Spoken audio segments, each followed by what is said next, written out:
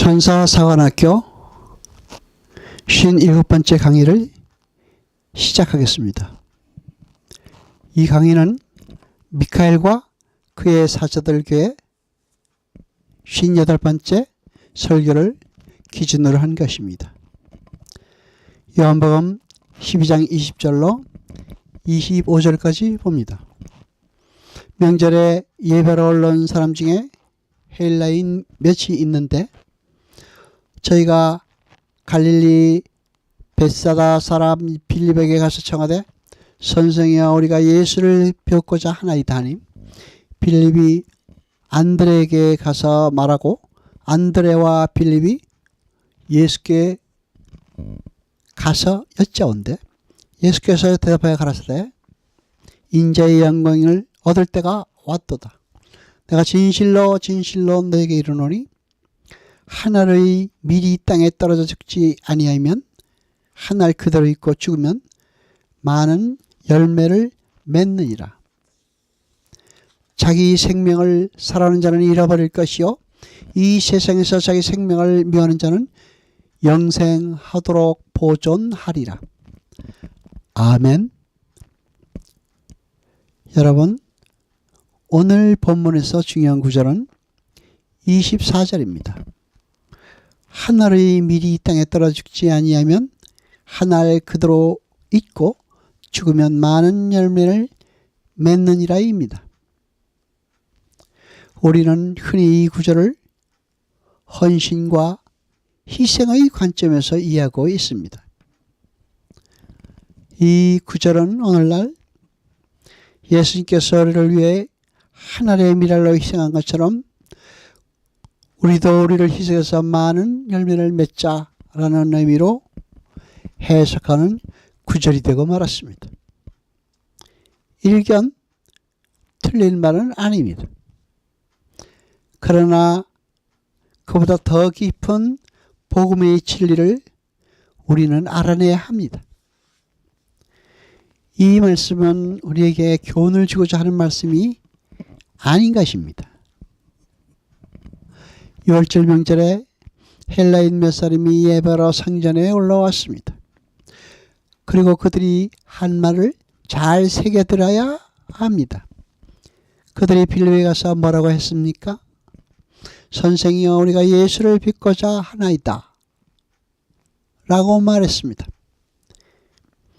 요한이 헬라인들의 출애를 굳이 기록한 것은 선민이라 자처했던 유대인들이 버린 예수를 이방인인 헬라인들이 찾아옴으로써 구속사의 새로운 장이 열리고 있음을 알리라는 것입니다.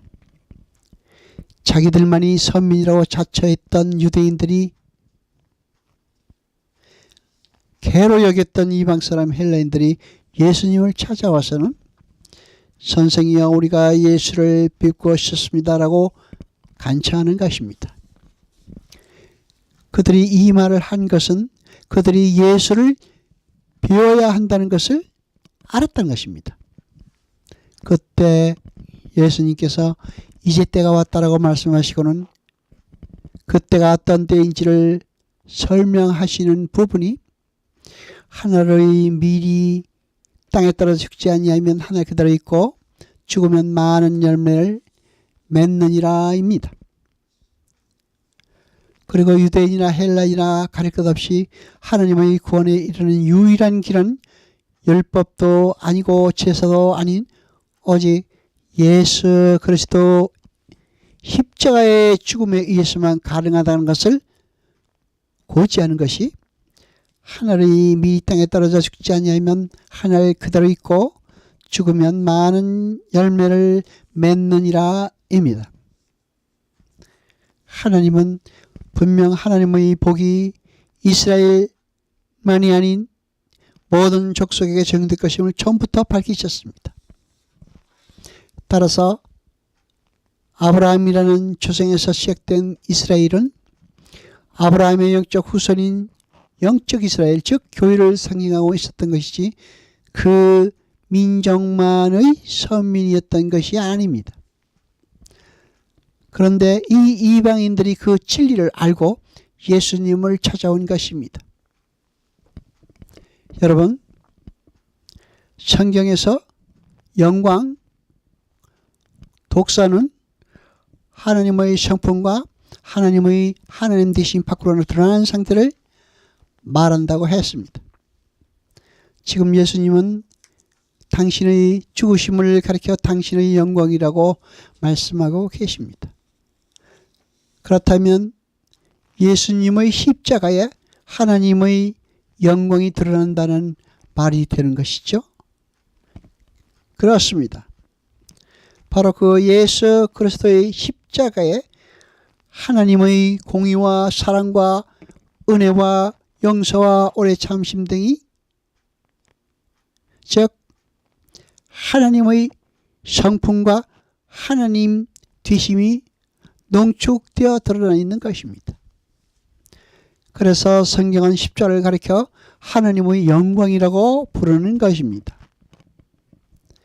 하나님의 영광은 우리가 무엇을 행함으로 드려지는 것이 아닙니다. 우리의 선교, 우리의 착한 일, 이러한 모든 행함은 그 아무것도 하나님의 영광을 드러내는 것이 아닙니다. 예수님은 하나님의 영광을 더 내셨습니다. 어떻게요?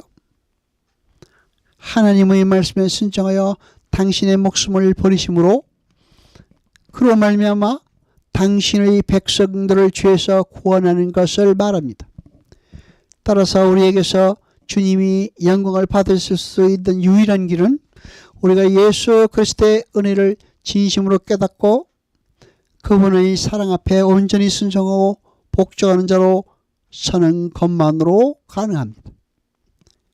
쉬운 말로 우리가 복음을 올바르게 이해하고 자신을 부인하며 하나님의 왕되심을 인정하는 것만으로 주님은 우리에게서 영광을 받으실 수 있는 것입니다. 다른 그 무엇으로도 우리는 하나님의 영광을 드러낼 수 없습니다. 요한복음 2장 4절을 봅니다. 예수께서 가라사대 여자여 나와 무슨 상관이 있나이까 내 때가 아직 이르지 못하였나이다. 아멘. 오늘 본문과 비교해 보면 오늘 본문에서는 때가 왔다라고 말합니다. 그런데 가나의 혼인잔치에서는 그때가 아직 오지 않았다고 하십니다. 그러니까 결론은 가나의 혼인잔치의 시점에서는 최종적으로 하나님의 영광이 나타나는 그 사건의 때가 되지 않았으므로 일어나서는 안 되기 때문에 내 때가 이르지 않았다라고 말씀하신 것이고, 그럼에도 불구하고 주님께서 제자들을 위해 그 영광의 사건이 어떤 내용을 담고 있는 것인지는 간접적으로 알려주셨기 때문에 물로 포도주를 만들어 혼인잔치를 완성시키신 것입니다.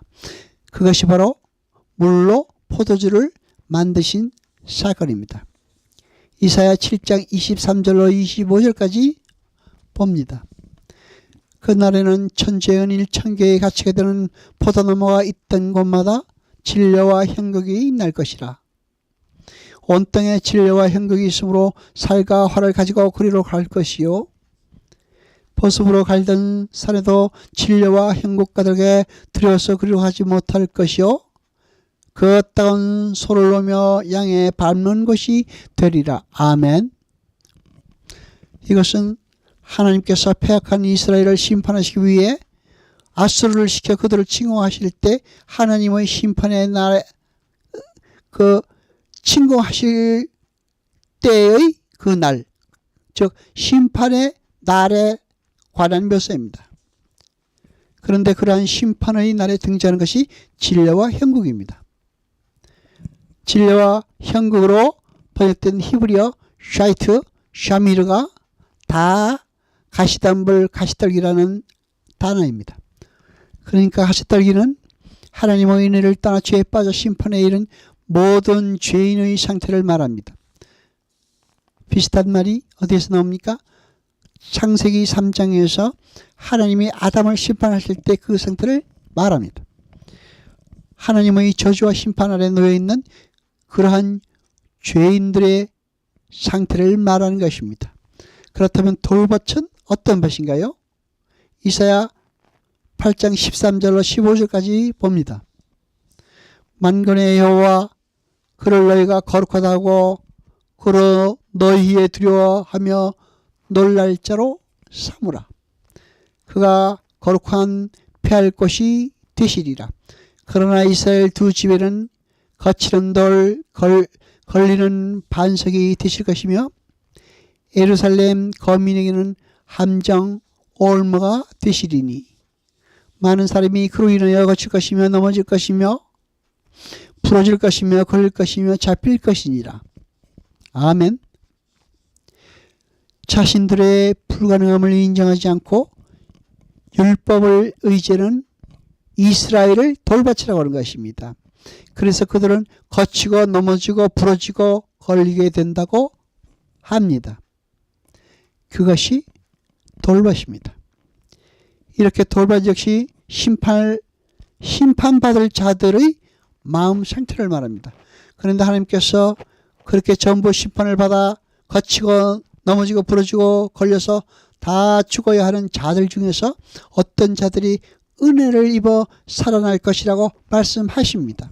이사야 6장 9절로 13절까지 봅니다. 여호와께서 가라사대 가서 이 백성에게 이르기를 너희가 듣기는 들어도 깨닫지 못할 것이요 보기는 봐도 알지 못하리라 하여 이 백성의 마음으로 둔하게 하며 그 귀로 막히고 눈이 감기게 하라. 염려컨대 그들이 눈으로 보고 귀로 듣고 마음으로 깨달아 다시 돌아와서 고침을 받을까 하노라. 내가 가로되 주여 어느 때까지니까? 대답하시되 성읍들은 황폐하여 거민이 없으며 가옥들에는 사람이 없고 이 토지가 전폐하게 되며 사람들이 여호와께 멀리 옮겨져 이 땅 가운데 폐한 곳이 많을 때까지니라.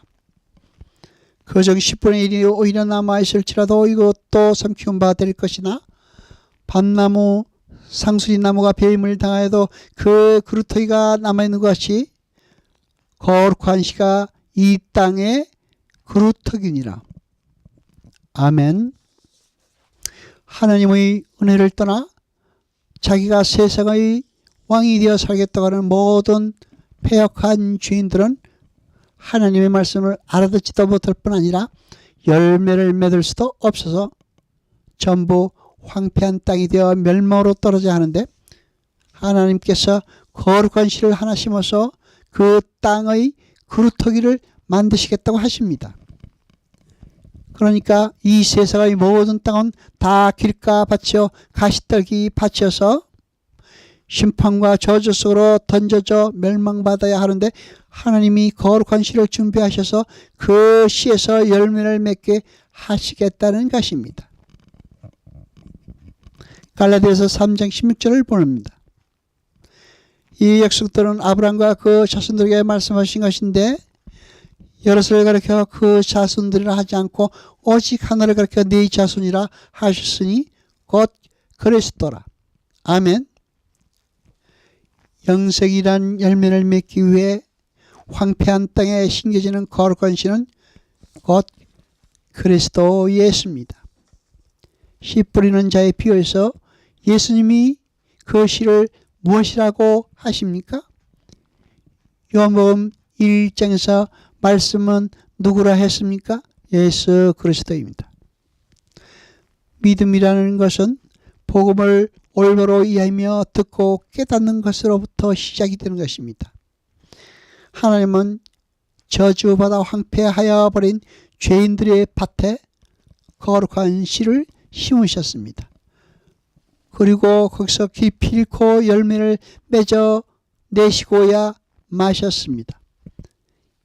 그것이 바로 우리 성도입니다. 결코 우리가 잘해서 구원을 받은 것이 아닙니다. 결코 우리가 좋은 밭이어서 영생이라는 열매가 맺힌 것도 아닙니다.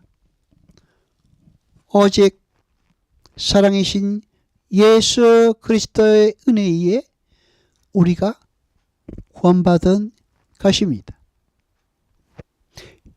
여호와 아버지 하나님, 거룩하신 이여 세세토록 영광과 찬송 받으소서. 말씀을 들을 때 깨닫게 하시며 우리로 진리를 알게 하소서.